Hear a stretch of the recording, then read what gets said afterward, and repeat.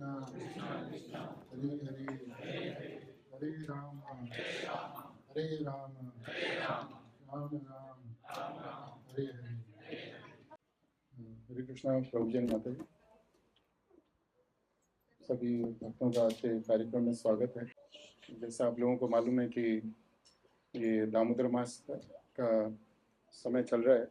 इस मास को दामोदर मास के नाम से जाना जाता है और इस महीने के अंदर भगवान कृष्ण ने अपनी बहुत ही सुंदर लीला दिखाई थी। उस लीला को दामोदर लीला के नाम से जाना जाता है। इस मास के अंदर कृष्ण भगवान ने अपने एक बहुत ही सुंदर लीला दिखाई थी जिसको दामोदर लीला के नाम से जाना जाता है। और जो हमारे आचार्य हैं उन्होंने भगवान की लीलाओं को समझने के लिए भगवान की लीलाओं में प्रवेश करने का प्रयास किया और भगवान की लीलाओं की बहुत तरह से व्याख्या करी। भगवान की अनगिनत लीलाएं हैं और देखते हैं हमारे आचार्य ने लीलाओं की व्याख्या भी करी। लेकिन भगवान की सिर्फ एक ही लीला ऐसी है, वो दामोदर लीला है, जिसकी व्याख्या इतनी ज़्यादा हमारे आचार्यों ने करी है। और विशेष रूप से शिला विश्वनाथ चक्रवर्ती ठाकुर और जीव गोस्वामी ने भगवान की दामोदर लीला है इसके ऊपर बहुत ज़्यादा चिंतन किया, मनन किया और इसकी व्याख्या करी। और श्रीमद् भागवतम के अंदर ये लीला 10वें स्कंद के 9वें अध्याय के अंदर दी गई है। और कहने को तो सिर्फ इसमें थोड़े से वर्ष हैं, लेकिन अगर आप देखें कि शिला विश्वनाथ चक्रवर्ती ठाकुर और जीव गोस्वामी ने जिस तरह से व्याख्या करी है तो उसके अनुसार इसी कथा करने में कम से कम हमको 3-4 घंटे चाहिए, वो भी कम पड़ेंगे। लेकिन अभी समय का अभाव है तो हम कथा 3-4 घंटे नहीं कर पाएंगे। लेकिन हाँ, थोड़े समय में वी विल सी कि भगवान इस लीला में हमें क्या दिखाया और इस लीला के द्वारा हमें क्या संदेश मिलता है। कथा शुरू करने से पहले लीला के अंदर श्लोक आता है, उस श्लोक का उच्चारण करेंगे और उसके बाद में कथा करेंगे।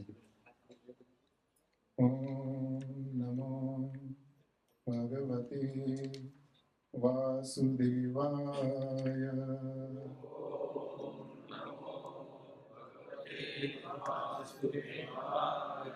ओम नमो भगवते वासुदेवाय।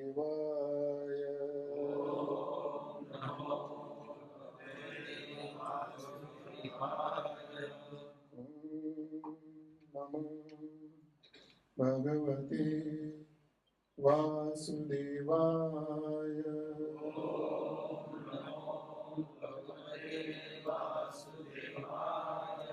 नारायणं नमस्कृत्य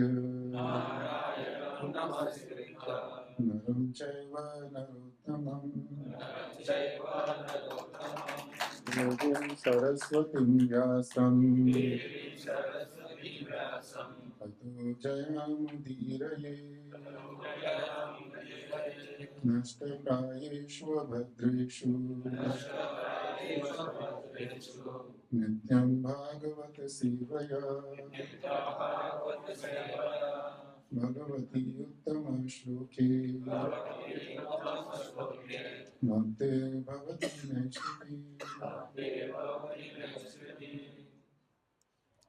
श्रीमद् भागवतम स्कंद 10 अध्याय 9 श्लोक number 18। स्वमातु सिंहगात्राय स्वमातु सिंहगात्राय स्वमातु सिंहगात्राय विसरस्तकबरसृजः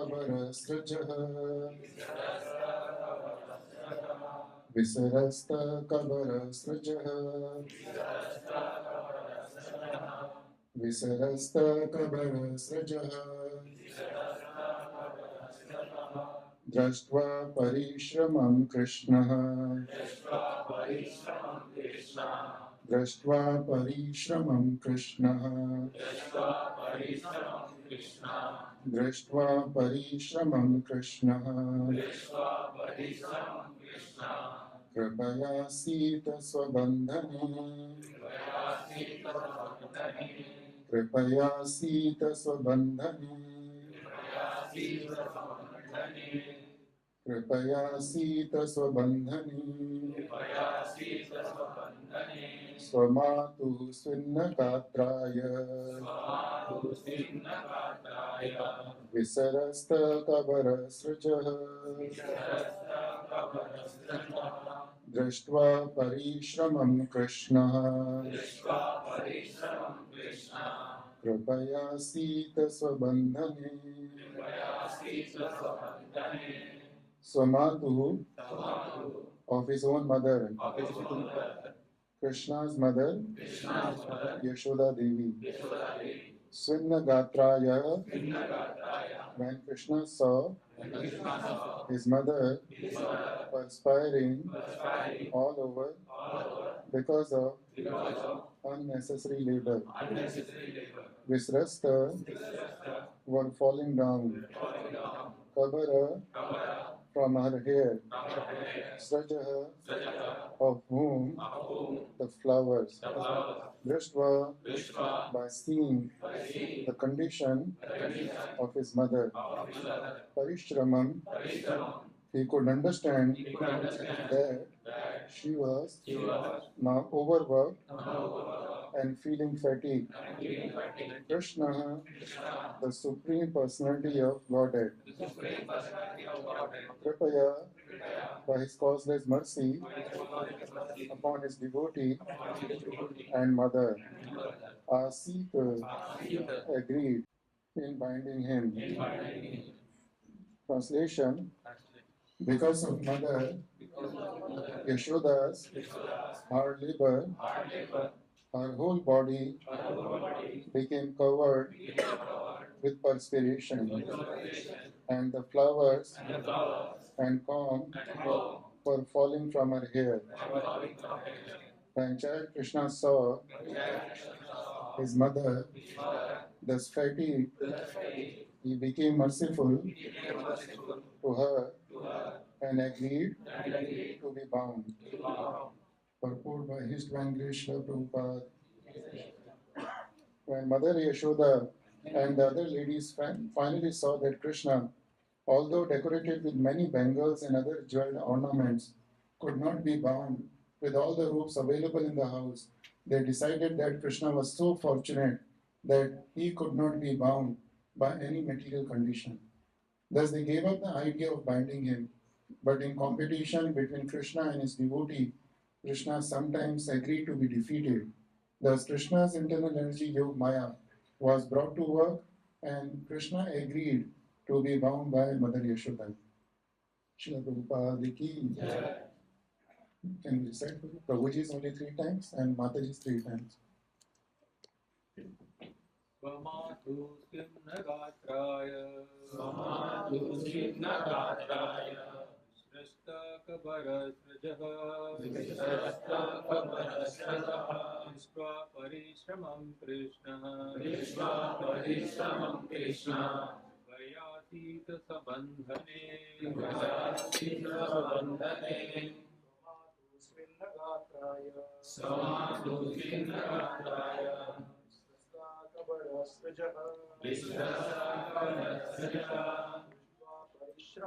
Parishramam Krishna Vayasi Swabandhane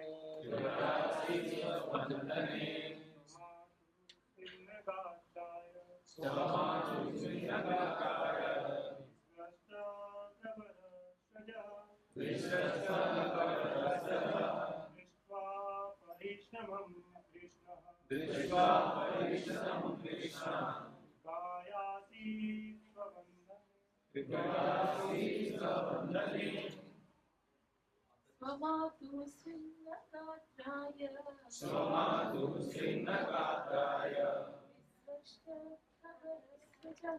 Visrashta Kabarasrajaha Vishwa Parishramam Krishna Vayasi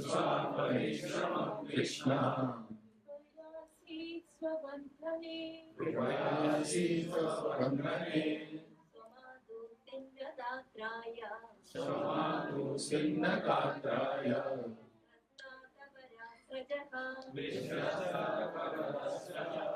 दृष्ट्वा परिश्रमान् कृष्ण दृष्ट्वा परिश्रमं कृष्ण कृपयासि स्वबान्धने कृपयासि स्वबान्धने समातु सिन्नगात्राय क्षमातु स्विन्नगात्राय विस्रस्राभवरस्रजः विश्वस्तापमशस्त्रतः दृष्ट्वा परिश्रमं कृष्णः दृष्ट्वा परिश्रमं कृष्ण कृपयासि स्वबन्धने कृपयासि स्वबान्धने।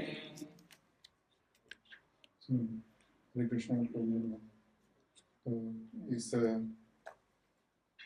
श्लोक के अंदर कृष्ण भगवान ने बताया कि वो किस तरह से स्वयं अपने आप बंध गए। और इससे पहले जो शुद्धि गोस्वामी बताते हैं कृष्ण भगवान की लीला में यशोदा माता रोज अपने पड़ोसियों से सुनती रहती थी कि कृष्णा कभी किसी घर में चोरी करते हैं, कभी किसी घर में चोरी करते हैं, कभी किसी घर में चोरी करते हैं। और कृष्णा किसी की चोरी करने के लिए जाते थे, माखन की। तो यशोदा माता को बहुत शौक होता था, उनको बुरा लगता था कि बार बार लोग आके कंप्लेंट करते हैं उनके बच्चे की कि बच्चा चोरी करके जाता है, माखन खा के जाता है। माँ ने सोचा कि ये अच्छा नहीं है उसके लिए, अभी से छोटा सा बच्चा है, चोरी करता ही है ना, तो बड़ा हो जाएगा तो शायद और भी किसी चीज़ चोरी करना शुरू कर देगा। और फिर माता ने सोचा कि हो सकता है कि इसको हमारे घर का बना हुआ मक्खन अच्छा नहीं लगता है। तो फिर माता ने सोचा कि भाई मक्खन तो हमारे घर में भी बनता है। तो माता को लगा कि हमारे घर में मक्खन बनता है, लेकिन क्योंकि मैं मक्खन नहीं बनाती हूँ और दासियाँ मक्खन बनाती है, तो हो सकता है इसको वो मक्खन अच्छा नहीं लगता होगा। तो एक दिन माता ने तय किया कि मैं अपने कान्हा के लिए खुद ही मक्खन निकालूंगी। तो शुभदेव गोस्वामी बताते हैं हमें कि यशोदा माता ने उस दिन सुबह सुबह जल्दी उठ गई और उन्होंने कृष्णा के लिए मक्खन निकालना शुरू किया। और शुभदेव गोस्वामी बताते हैं कि जब यशोदा माता ने भगवान की सेवा करनी शुरू करी तो सेवा करते करते वह क्या कर रही थी, वह कृष्ण भगवान के लिए मक्खन निकालना सेवा है, लेकिन वो सेवा किस तरह से कर रही थी वो इस श्रीमद् भागवतम के 9वें अध्याय में और 3रे श्लोक में दिया गया है। तो शुभदेव गोस्वामी बताते हैं कि मक्खन निकालते समय यशोदा माता अपने मन में जो कृष्ण भगवान की लीलाएं हैं उसका स्मरण कर रही थी। और जो जो लीलाओं का स्मरण हो रहा था उन लीलाओं को वह एक गीत के रूप में परिवर्तित कर कर उसको गा रही थी वो। तो भगवान की सेवा हो रही है, वो सेवा होने के साथ साथ यशोदा माता का जो मन है वो मन कहाँ लगा था, कृष्ण भगवान की लीलाओं में। यानी यानी ही व्हाट इज इट, यानी यानी ही गीतानी बाल चरितानी, ये भगवान की लीलाओं का स्मरण कर रही थी और स्मरण कर कर उनको एक गीत के रूप में गा रही थी। तो प्रभुपाद जी में बताते हैं कि जैसे ब्रह्म संहिता में बोला गया है कि कथा गानम नाट्यम गमनम अपी वंशी प्रिय सखी। तो भगवान के धाम में वहां पे लोग बातचीत नहीं करते, वो लोग हमेशा गाते हैं। वो लोग इस संसार में तो कि हम लोग बातचीत करते हैं, भगवान के धाम में बातचीत नहीं होती, वहां पे सभी लोग गाते हैं। वह जो भी बातचीत होती है वो गीत के रूप में होती है, जैसे कहते हैं Bhagavad Gita, songs of Lord Krishna. और वो वहां पे गीत क्यों होते हैं हमेशा, क्योंकि वहां पर हमेशा खुशी होती है उधर। There is no distress. इस संसार में हम जो भी खुशी देखते हैं वो वास्तविक खुशी नहीं है। अभी हम कल गजेंद्र मोक्षी कथा करेंगे तो उसमें देखेंगे गजेंद्र जी बोलते हैं निर्वाण सुख संविधि। निर्वाण सुख मीन्स अनकंटेमिनेटेड हैप्पीनेस। इस संसार में जो भी खुशी है वो अनकंटेमिनेटेड नहीं है, कंटेमिनेटेड है। कंटेमिनेट किस चीज से, और दुख से है। हम लोग सभी लोग एक दूसरे से मिलते हैं तो हम लोग हंसते हैं, मतलब हम सुख, हम दिखाते हैं कि हम लोग खुश हैं, हम लोग ठीक ठाक है ना, है? हम चाहते हैं कि हमारे चेहरे पे खुशी हो। तो लेकिन क्या होता है कि जो खुशी होती है वो खुशी दुख से मिली भी होती है, कहीं ना कहीं किसी न किसी को किसी न किसी रूप से दुख है। और ये ऐसा नहीं कि अभी है, हमेशा शुरू से लेकर अभी तक आप देखेंगे हर एक किसी को कभी भी ऐसा समय नहीं आया होगा कि जब उसको लगा हो कि मेरे को अभी सिर्फ सुखी सुख है, मेरे को किसी तरह का दुख नहीं है। और लेकिन जब हमारे को कभी ऐसा एहसास होता है कि मैं बहुत ज्यादा खुश हूँ, हम दुख भूल जाते हैं, तो उस समय क्या होता है, उस समय हम लोग हमारा मन करता है गाने का है। आपने देखा होगा कभी कभी लोग खुश हो जाते हैं, कोई बहुत अच्छी खबर मिलती है, सो पीपल स्टार्ट सिंगिंग। तो इसी तरह से भगवान के धाम में जो सुख है वहां पे निर्वाण सुख है, दैट इज अनकंटेमिनेटेड हैप्पीनेस। इसलिए वहां पर जो भी होता है वह गान के रूप में होता है। गमनम नाट्यम, लोग चलते हैं वहां पर, तो चलते किस तरह से हैं, जैसे हम लोग चलते हैं इस तरह से नहीं चलते, हमेशा वो लोग नाचते हुए चलते हैं। और वंशी प्रिय सखी, और भगवान के धाम में जो भी मैसेज देना होता है एक दूसरे को, तो मैसेज कैसे जाता है वो, वहां पर व्हाट्सएप नहीं है, इंटरनेट नहीं है, एसएमएस नहीं है, मोबाइल नहीं है। वंशी प्रिय सखी, जो भगवान की बांसुरी है उसके द्वारा एक दूसरे को संदेश पहुंचता है। तो यशोदा माता इस तरह से भगवान की सेवा में लगी थी कि उनका जो मन है और तन है और वचन तीनों भगवान की सेवा में लगे थे। क्योंकि वचन मुख से भगवान के गीत निकल रहे थे, भगवान की लीलाएं निकल रही थी ना कविता के रूप में। शरीर पूरा दही मथने में लगा था और मन में लीलाओं का स्मरण हो रहा था। तो कृष्ण भगवान भगवत गीता के अंत में बोलते हैं, भगवत गीता के 8वें अध्याय में बोलते हैं कि अगर हमें अपने कर्म करने हो तो कैसे करने चाहिए। भगवान कहते हैं ना, तस्मात् सर्वेषु कालेषु माम अनुस्मर युद्ध चयन। भगवान अर्जुन को बोलते हैं तुझे युद्ध करना है, लेकिन कैसे करना है, मुझे याद रखते हुए युद्ध करना है। तो इस लीला के अंदर यशोदा माता हमें यही दिखा रही है कि हमें सेवा करनी है भगवान की, तो हम सेवा को किस तरह से करें। तो पहले सुखदेव गोस्वामी हमें बताते हैं कि यशोदा माता किस तरह से भगवान की सेवा में लगी है, और फिर आगे के श्लोक में वर्णन करते हैं कि यशोदा माता ने किस तरह से श्रृंगार किया हुआ था। तो सुखदेव गोस्वामी बताते हैं कि यशोदा माता ने बहुत ही सुंदर सिल्क की येलो कलर की साड़ी पहनी हुई थी। अभी हम सोच सकते हैं कि भाई दही मथने का काम करने के सुबह सुबह उसमें तो क्या हमारे कपड़े गंदे होंगे, ऐसा स्वच्छ काम तो नहीं है वो है। तो उस समय माता ने इतनी कीमती और सिल्क की साड़ी क्यों पहनी। तो इसमें दो चीजें हैं कि एक तो हम जब भी भगवान की सेवा करें हम स्वच्छ होकर अच्छी तरह से करें और भगवान के सामने जाएं, तो we should always dress up very nice. हमको ये नहीं सोचना चाहिए भगवान के सामने, कभी कभी कहते हैं कि हमको we have to be very simple, but when we present ourselves in front of the lord we have to present it very nicely and for the Lord's enjoyment and not our own enjoyment. So when we wear the clothes, जब हम लोग कपड़ा पहने तो हमारे मन में भाव ये होना चाहिए कि भगवान देखेंगे तो भगवान को देखकर प्रसन्नता मिलेगी। तो इसलिए जब भी भगवान के सामने जाए हमें बहुत अच्छी तरह से तैयार होकर जाना चाहिए उनको। और पर्टिकुलरली हमको it's not that we have to wear expensive cloth, ऐसा नहीं कि हम बहुत महंगे कपड़े पहन लेंगे, लेकिन जो भी कपड़े पहने हम लोग वो धुले हुए कपड़े होने चाहिए। अगर प्रेस नहीं कर सके तो कम से कम फोल्ड करके बराबर रखें जिससे देखने में गंदे नहीं लगे ना। कपड़ों पे पसीना नहीं होना चाहिए ना पहनने से पहले, और कपड़े फटे हुए नहीं होने चाहिए। ये सब अपराध बताए गए भगवान की सेवा में कि किस तरह के हम अपराध कर सकते हैं, तो वो नहीं होना चाहिए। और दूसरी चीज थी कि जो दामोदर लीला थी किस दिन हुई थी, ये दिवाली के दिन थी। तो दिवाली के दिन सभी लोग अच्छे अच्छे कीमती वस्त्र पहनते हैं, तो इसी तरह से माता ने दिवाली के हिसाब से श्रृंगार किया था। तो माता ने श्रृंगार किया हुआ था और भगवान की सेवा में दही मथने में लगी हुई थी। तो अभी सुखदेव गोस्वामी बताते हैं कि माता के शरीर पे, माता के जो अंग है और शरीर पे जो आभूषण थे उनकी क्या स्थिति थी। और यहाँ पे हमको एक चीज याद रखनी चाहिए कि भगवान के धाम में सारी चीजें चिन्मय होती हैं, सभी चीजें सच्चिदानंद होती हैं। कि जैसे संसार में देखते हैं कि हम लोग कुछ बोलते हैं ना, हमें आनंद का अनुभव होता है, हम लोग बातचीत करते हैं, ऐसे ही भगवान के धाम में सच्चिदानंद धाम है, वहां पर सभी चीजें सच्चिदानंद है। सत मतलब हमेशा रहने वाली, चित मतलब उनको ज्ञान है, और आनंद मतलब हमेशा खुश रहती है। और इसका क्या अर्थ है कि भगवान के धाम में जाएंगे तो एक जो नदी है वो नदी भी हमेशा रहती है और नदी को सभी चीजों का ज्ञान है। अगर आप नदी को पूछेंगे कि भाई मधुमंगल किधर रहता है तो आपको नदी बताएगी कि रास्ता मधुमंगल के लिए यहाँ से मिलने के लिए जाएगा। और नदी भी जब भगवान के नाम का कीर्तन तो जिस तरह हम लोग नृत्य करते हैं इस तरह से वहां की जो नदियां हैं वो भी नृत्य करती हैं। चैतन्य महाप्रभु जब झारखंड से जा रहे थे तो वहां पे देखा ना भगवान कीर्तन कर रहे थे तो उसके साथ साथ पशु पक्षी भी कीर्तन कर रहे थे ना, वो भी सब चिन्मय हो गए, उनका स्वभाव भी बदल गया। तो इसी तरह से भगवान के धाम में सारी चीजें चिन्मय है।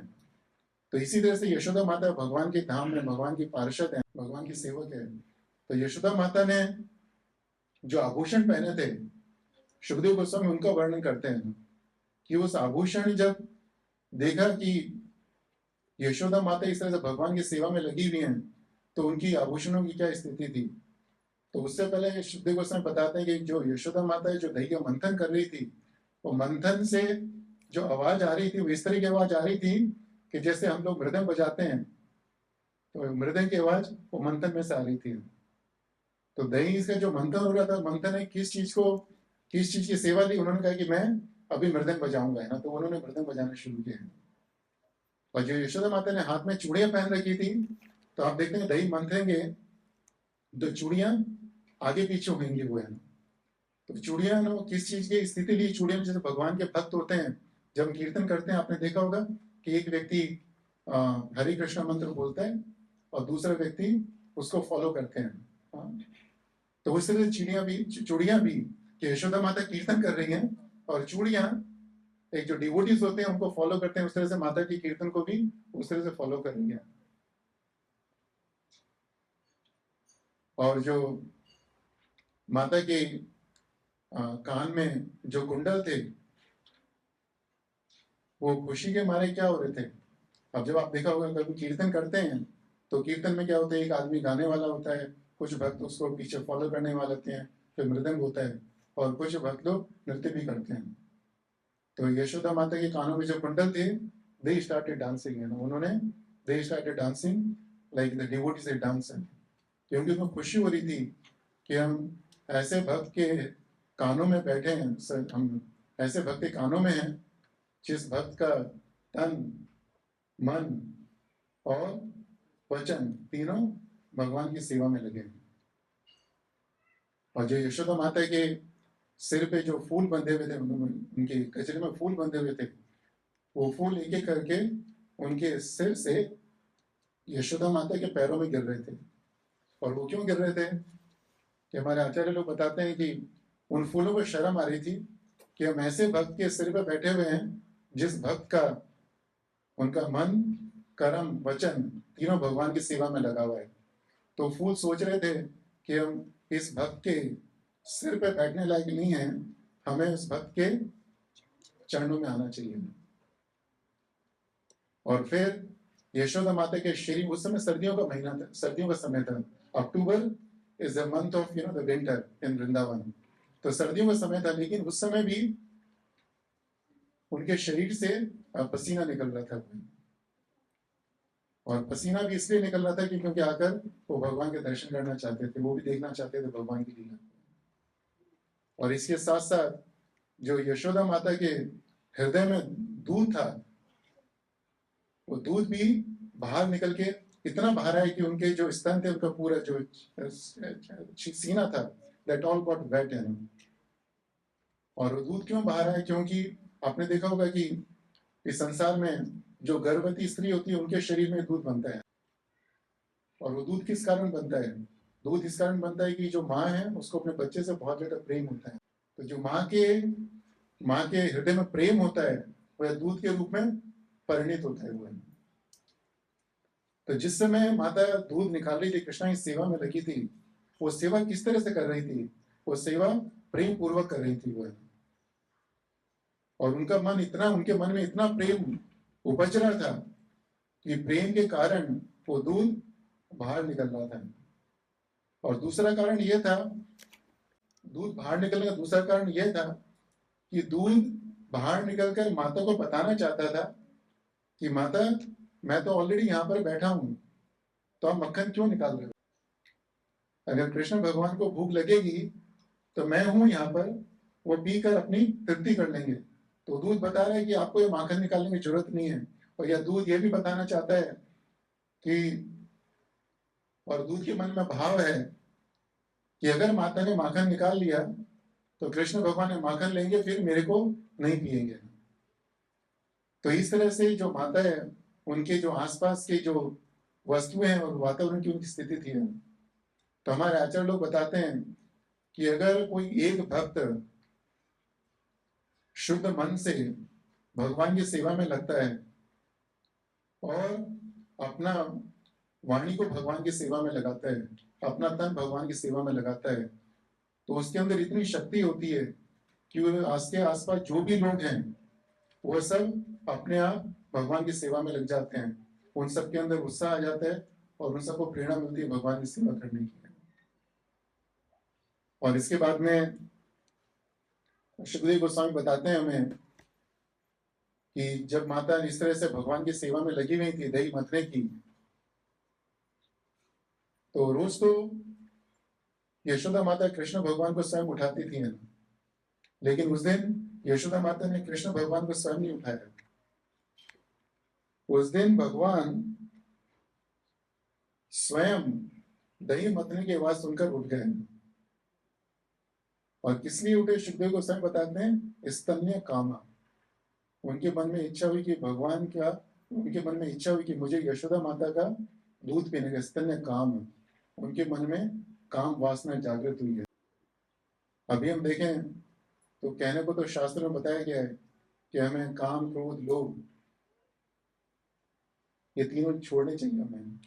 लेकिन इस श्लोक में देखेंगे, श्लोक नंबर 4, 5, 6 में एक एक श्लोक में भगवान बताते हैं हमें, सुखदेव गोस्वामी बताते हैं कि किस तरह से कृष्णा के मन में पहले काम उपजा, फिर लोभ उपजा और फिर क्रोध उपजाया।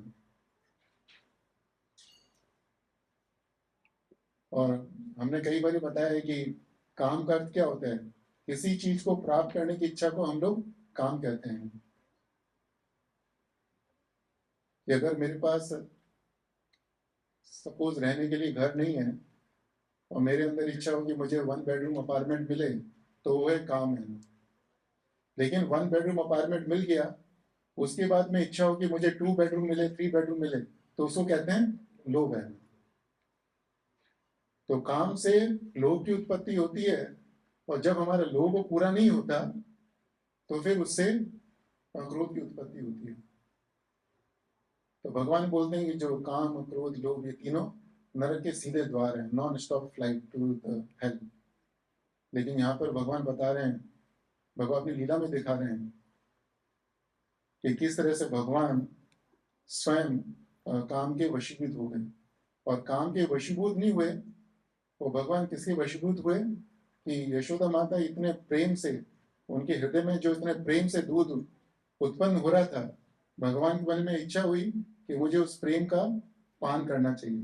मैंने आपको बताया कि जो स्तन में दूध है वो कैसा दूध है, वो प्रेम की परिणति है। तो भगवान के मन में इच्छा हुई कि मुझे प्रेम का पान करना चाहिए। तो भगवान उठे, लेकिन यशोदा माता का ध्यान नहीं देगा कृष्ण भगवान की तरफ। क्यों? क्योंकि भगवान की सेवा में इतनी तल्लीन थी वो कि उनको ध्यान नहीं गया कि मेरे सामने आकर भगवान खड़े रहे। तो सुखदेव गोस्वामी बताते हैं कि भगवान की सेवा करें हम लोग, तो भगवान की सेवा में हमें इस तरह से लगना चाहिए कि भगवान भी अगर हमारे सामने आके खड़े हो जाएं तो हमें मालूम नहीं पड़े कि भगवान हमारे सामने आके खड़े हुए हैं। तो भगवान ने क्या किया, जब देखा कि यशोदा माता का ध्यान नहीं उनकी तरफ, तो उन्होंने जो दही मथने का डंडा था उसको पकड़ लिया और जबरदस्ती जबरदस्ती वो माता की गोदी में जाके बैठ गए। और फिर माता ने देखा कि ये अब मुझे छोड़ेगा नहीं, तो उन्होंने क्या करा, उन्होंने उस सेवा को छोड़ दिया दही मथने की और भगवान को दूध पिलाना शुरू किया। लेकिन इससे पहले हमको एक चीज समझनी चाहिए कि जहां पर भी भगवान का शुद्ध भक्त अपने तन, मन, वचन से भगवान की सेवा करता है और उसके साथ साथ और भी भक्त भगवान की सेवा में लगते हैं, तो उस जगह पर भगवान स्वयं प्रकट होते हैं। तो पहले शुद्धदेव गोस्वामी ने क्या बताया कि भक्त को किस तरह से सेवा करनी चाहिए। दूसरा बताते हैं कि भक्त अपना मन, वचन और कर्म भगवान की सेवा में लगाएगा तो आसपास के सब लोग सेवा में लग जाएंगे। तीसरे श्लोक में बताते हैं कि अगर ये होएगा दो चीजें तो वहां पर स्वयं भगवान प्रकट होते हैं। तो यशोदा माता ने भगवान को दूध पिलाना शुरू किया और कृष्णा दूध पी रहे हैं और माता उनको दूध पिला रही है और शुद्ध गोसाई बोलते हैं कि यह भक्त और भगवान के बीच में प्रेम का आदान प्रदान हो रहे हैं। और शुद्ध गोसाई बोलते हैं कि अतृप्तम उत्सृज्य। अतृप्तम मतलब कि भगवान को तृप्ति नहीं हुई थी। यहाँ तृप्ति नहीं हुई का अर्थ है कि भगवान को लोभ था कि मैं इस प्रेम का पान और करूं और करूं और करूं, लेकिन इसी बीच में यशोदा माता ने उनको उत्सृज्य, उत्सृज्य मतलब उनको छोड़ दिया। क्यों छोड़ दिया? क्योंकि यशोदा माता को ध्यान आया कि मैंने जो स्टोव पे गैस पे दूध रखा है कृष्णा के लिए वो अभी उफनने वाला है। तो अभी कई भक्त लोग कह सकते हैं कि भाई इस तरह से भक्त और भगवान के बीच में प्रेम का आदान प्रदान हो रहा है, या माता बच्चे को दूध पिला रही है तो उनको दूध पिलाते हुए नहीं छोड़ना चाहिए। तो लेकिन हमें आचार्य लोग बताते हैं कि माता के लिए दोनों चीजें सेवा थी। भगवान को दूध पिलाना वो भी सेवा थी और जो स्टोव में दूध रखा था गैस पे वह भी भगवान की सेवा के लिए रखा था। और भगवान के लिए जो दूध था वह दूध कौन सा दूध था? वो पद्म गंधा गाय उनका दूध था। वो कहने को तो 9 लाख गायें थी, लेकिन 9 लाख गाय में तो कुछ गायें थी जो पद्म गंधा गायें थी। और जो वो घास खाती थी वो, तो घास जो घास खाती थी वो घास भी सुगंधित घास होती थी वो है। तो जब पद्म गंधा गाय से दूध निकलता था वह दूध भी बहुत सुगंधित दूध होता था वो। तो 9 लाख गायों का दूध वो कुछ गायों को दिया जाता था, उन गायों को दूध पद्म गंधा गायों को दिया जाता था, और उसमें से जो दूध निकलता था वो कृष्ण भगवान को दिया जाता था। तो वैसा दूध वो स्टोव पे रखा था। तो माता को लगा कि अभी ये तो बहुत कीमती दूध है, इसको कृष्णा के लिए था, इसको बचाना चाहिए। और हमारे आचार्य बताते हैं कि उस समय दूध क्यों उफन रहा था। और दूध उफनने का कारण ये था कि जब दूध ने देखा कि माता एक तो दही मंथ रही है, दही निकाल रही है ना, माखन निकाल रही है, और दूसरा उनके स्तरों से भगवान दूध में पान कर रहे हैं ना, तो फिर जो गैस के चूल्हे पे दूध रखा था उसको अनुभव हुआ, उसको लगा कि मेरी क्या कीमत है, अभी तो भगवान मेरे को तो ग्रहण करेंगे नहीं हुए।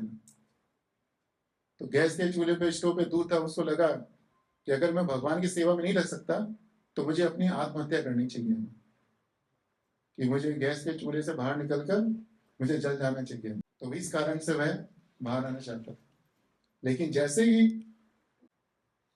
यशोदा माता छोड़कर किचन में गई तो वह दूध में पानी नहीं डाला, वो दूध अपने आप ही नीचे बैठ गया। और नीचे क्यों बैठ गया? क्योंकि उस समय दूध को शर्म आई, ये भक्त भगवान की सेवा में लगा था और भगवान और भक्त के बीच में प्रेम का आदान प्रदान हो रहा था, मैंने उसके अंदर व्यवधान डाल दिया।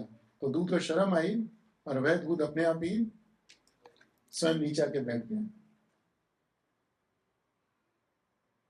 और यहाँ पर अगले तीसरे श्लोक में शुद्ध गोसाई बताते हैं कि जब भगवान ने देखा कि यशोदा माता ने उनको दूध पिलाते हुए छोड़ दिए अतृप्त काम, कि उनकी जो काम वासना थी, काम वासना मतलब काम के बाद लोभ था ना, दूध तो पिलाना शुरू कर दिया था माता ने, लेकिन उसी दूध को और पीने की लालसा थी ना, तो लालसा पूरी नहीं उनकी अतृप्त। तो जब उनका लोभ पूरा नहीं हुआ तो फिर उनके भगवान के मन में क्रोध उत्पन्न हुआ है। उनको लगे कि माँ मुझे ऐसा कैसे छोड़ सकती है।